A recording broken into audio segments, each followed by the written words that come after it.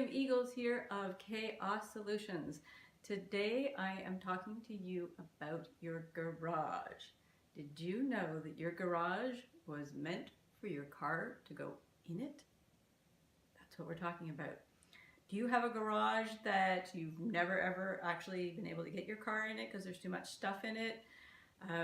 You find that maybe you clean it out for a little bit, but then all this stuff just gathers and gathers and it just becomes this big junk pile, and you've never actually been able to put your car in it. Well, imagine driving your car into your garage. Imagine getting into a nice warm car and not having to clean it off in the middle of winter. Imagine using your garage for what it was actually intended to put your car in it. These things are possible. And I'll tell you my story. I have the tiniest little garage you can imagine for a car. I know there's little, maybe you have a little one that just your car won't fit in, but my car would physically fit in my garage, but it's extremely tiny. And we've been here for 10 years, and I would say it's probably only been the last 4 or 5 winters that we actually have been putting our car in the garage, because I decided to take action and figure out how to get it in there. And in order to do that, I had to do some major rearranging. We had to do some major decluttering. I actually even took out cupboards that were in the, we had, like a workbench and stuff like that. That stuff came out because I was determined that I was going to put my car in that garage. It was ridiculous that we just used it for a big storage space.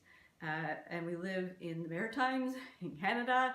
We get snow, we get cold, we get sleet, we get frost. And it was ridiculous that we weren't using it for that. And of course, for me, I felt it was my business.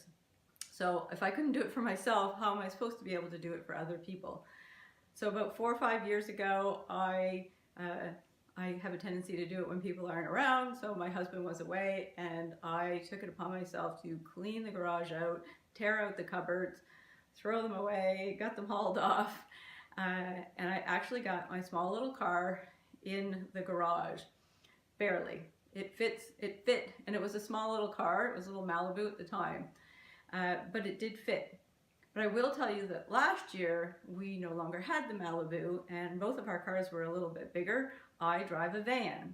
I drive a work van, a minivan, but it's a work van, and it's a little bit longer. But measuring my van and my garage, I knew that if I did one more step into cleaning that out, that I could actually get my van in the garage. So I proceeded to clean out the end of our garage as well, get more stuff out of there, and my van actually fit. All last winter, it was in our garage. Tight, yes, but it was, for me, I didn't care how tight it was, as long as it actually fit and I could get out of the car when I was in. I actually made it work. So if I can do it, you can do it. So here's the steps. 1, the most important, you have to decide that that's what you want. You have to decide that it's worth it, that you want it, that you want to get your car in it. And part of that decision is also, will your car physically fit? If there was absolutely nothing in your garage, would your car fit in there? So there is a little bit of logistics there that you have to be able to fit it. If it will, and the answer is yes, and you've decided that you want to do it, great. The second step, of course, as a declutter coach, what's the second step? Declutter. You have to get rid of all of the junk and all of the stuff that just gets stored and never gets used in your garage. So you have to be really ruthless. Get rid of all the stuff that you no longer use, that you don't need, that you haven't touched in 10 years. Just take that step and get it out of there. Get it gone. The third step is build up. So everybody has stuff that they want to store as well, in their space. Think about building up. So if your garage has been full of stuff all over the ground and all that stuff, and you just have a couple of small little shelving, if at all, in your garage, think about going up. We've built storage up, so it goes from floor to ceiling on either side of our garage. that we do have lots of storage in our garage, but it doesn't take up floor space so that the car can take up the floor space. So build up, that's important. The fourth step is find alternative storage. We store most of our summer stuff in our cold room downstairs, so the bikes go down there, the pool stuff goes down there, some of the outdoor furniture goes down there, but not a lot. It's kind of not that big of a space.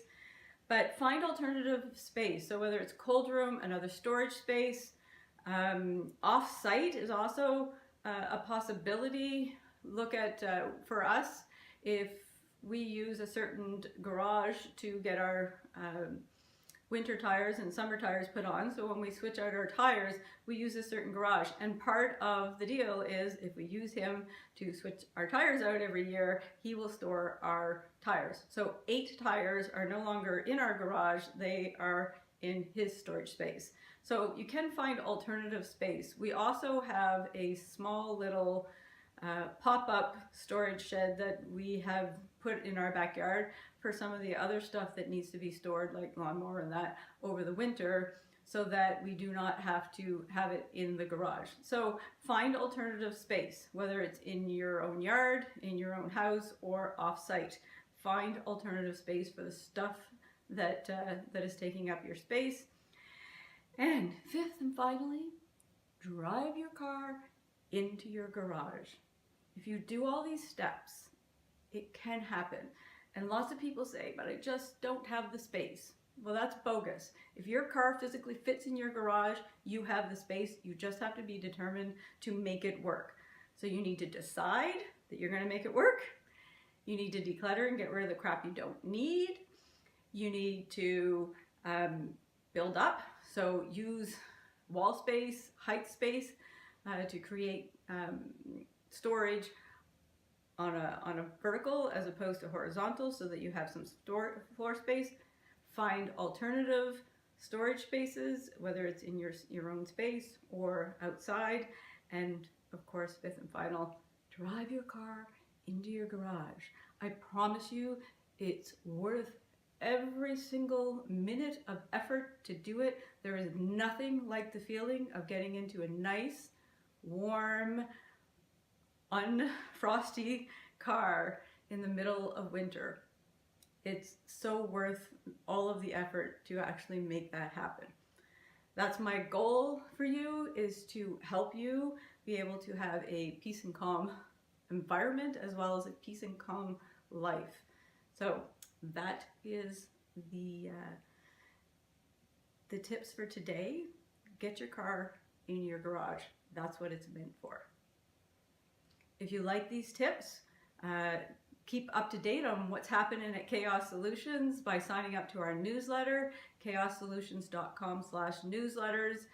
I promise we do not clutter up your news or your email, but we will send you occasional emails on videos that we have coming out, maybe any courses or sessions that we're doing, and of course free tips, blogs, videos to help you move forward to creating the environment of your dreams and the environment that supports you into having a peace and calm life.